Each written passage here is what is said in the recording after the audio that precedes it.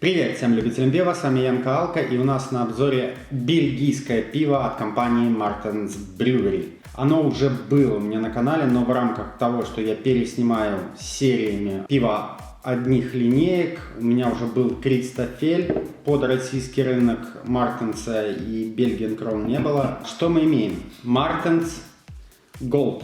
Это одноименная пивоварня. Пиво светлое, пастеризованное, фильтрованное, Martens Gold. Состав: вода, ячменный солод, несоложонка, кукуруза, хмель. 4,6 алкоголя, экстрактивность начального сусла 8,5. Понимаете, да, что 4 на 6 мы умножим на 2, получаем 9,2, а тут экстрактивность 8,5. И здесь что-то мутили. И я уверен, что я буду от этого пива не в восторге, но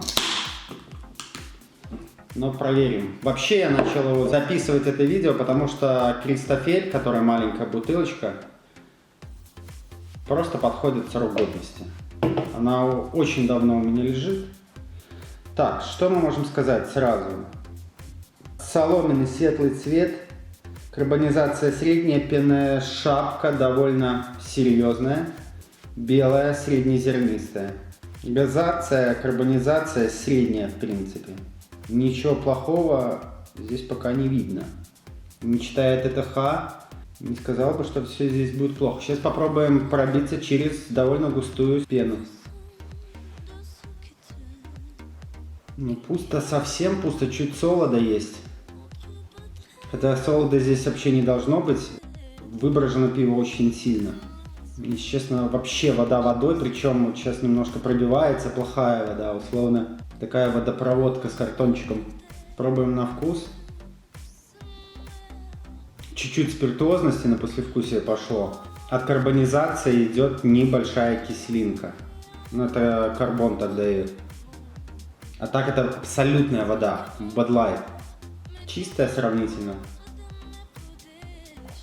Но никакое пиво. Я еще знаю, что это не очень хорошее пиво. Я его специально охладил. Поэтому... Тут вообще ни во что не пробиться, это обычная вода. Я не рекомендую это пиво. Это пиво, кстати, получало кучу разных наград. Я не знаю за что, почему, но это абсолютно никакое пиво. Дальше у нас есть Belgian Crown, второй вид пива от этой пивоварни бельгийской. Это пиво изготовлено под российский рынок. На банке на русском языке все прописано.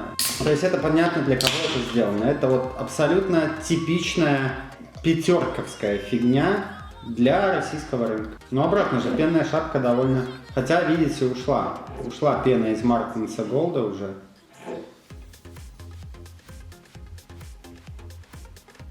Здесь чуть более золотистый цвет. Пенная шапка, в принципе, тоже довольно пышная. Но, я думаю, также будет нестойкая. Не сказал по характеристикам. Пиво светлое, фильтрованное, пастеризованное. 5,4 алкоголя, 12,2 экстрактивность начального сусла. В составе вода питьевая, солод пивоваренный, ячменный, крупа кукуруза и хмель. Здесь кукуруза, здесь крупа кукурузы. Ну, если честно, я здесь кукурузы не слышу. Вообще, я к несоложонке отношусь абсолютно ровно и нормально. Я очень повторюсь, я очень любил оливарию золотую, когда ее варили с применением риса.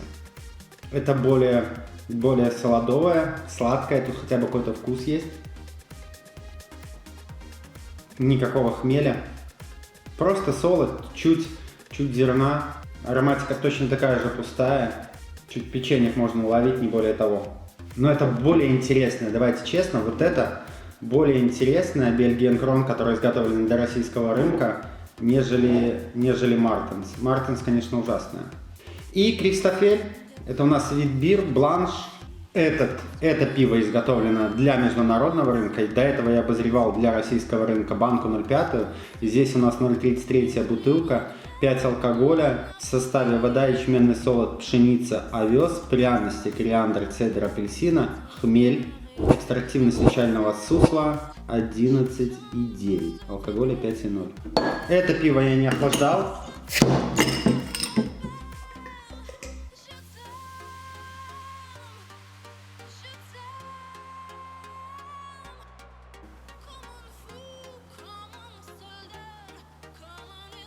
Так. Пенная шапка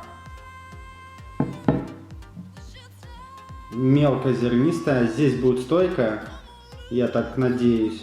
Оранжевый цвет в сторону сока апельсинового. Здесь, как мы видим, уже сдулись пенные шапки. То есть вначале они быстро при наливе за счет карбонизации пенные шапки вставали хорошо, были довольно высокими, казались, что они плотные и мелкозернистые, на самом деле нет. Буквально за 2 минуты уходит пена. Очень вкусно пахнет, даже не натурально пахнет. Банана здесь особо нету, здесь абсолютный аромат апельсина, цедры апельсина, гвоздики тут особо тоже не слышно. Прям приятный апельсиновый сок, немножко, да, есть гвоздика, это пряность, в целом достойно.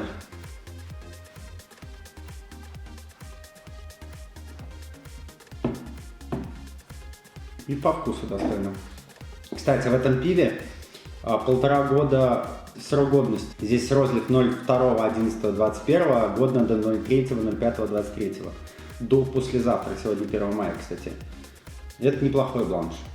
Да, вот не для российского рынка нужно брать, а вот этот для международного рынка. Да? Смотрите, чтобы были надписи на английском, немецком, испанском языках. Нет, конечно, послевкусия никакого прям, но это просто сладкая, вкусная водичка. Летом просто огонь. Спиртозности не слышно. 7 баллов, это точно. Сейчас перепробуем Мартенс и Belgian Krone. Мартенс Gold. Здесь пошла какая-то постороночка, вот картон усиливается. Затухлость такая пошла. Нет, вообще никакое. Вода водой и такая водопроводная вода, некачественная вода. Это балла 2, не больше. С учетом цены, это как бы импортное пиво, оно стоит по $1,5, оно не стоит своих денег абсолютно.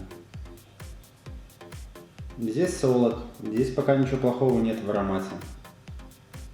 Вот этот крон, который сделан под российский рынок, он интереснее, кстати. Да, солодовая водичка в аромате, возможно, кислинки чуть-чуть какой-то, но не сильно не выделяется. В общем, готов подвести итог. Кристофеля могу рекомендовать любителей бланшей. Неплохой бланш. Belgian Krone ставлю 4 балла, кто любит солодовое пиво и если ничего другого нет. Мартенс не рекомендую никому, вода никакая, еще и с дефектами. Подписывайтесь на канал, ставьте лайки. Всем пока, с вами был Ян Калка, до новых обзоров.